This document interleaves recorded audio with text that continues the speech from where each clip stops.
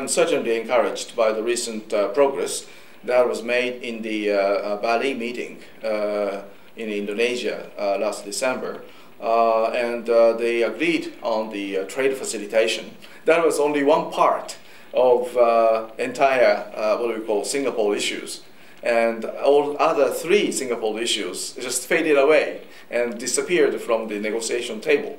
So we should not be over-optimistic.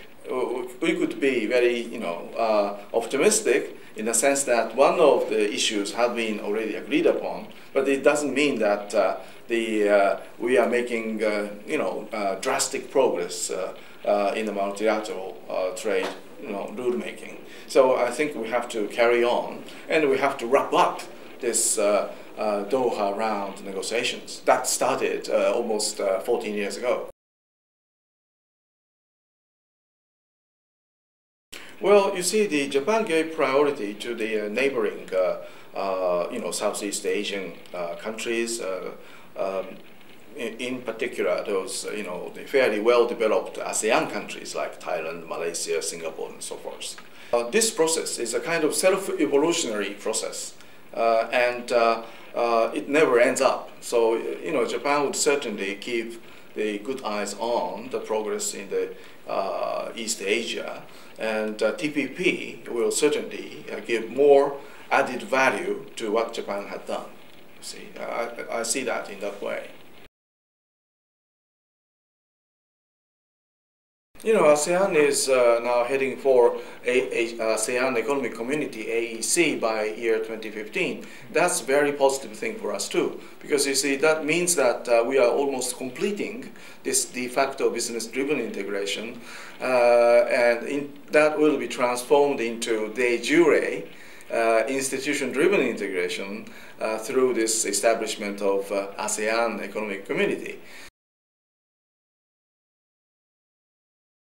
Yeah, trade is always engine for economic growth. So we have to really activate our free trade through not only TPP but also Japan-EU FTA, JCK, Japan-China-Korea, trilateral FTA, as well as regional comprehensive economic partnership. So we have done already more than a dozen of FTAs, but now we are moving forward with the FTA of wider spectrum.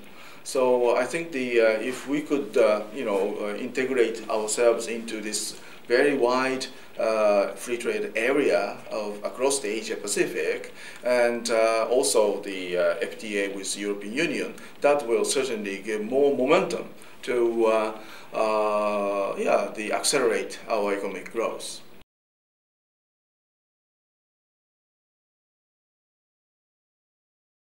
So, for instance, in the case of Canada, it is clear that we have two tracks. And one is Japan-Canada negotiation within TPP, and the other is bilateral EPA between Japan and Canada.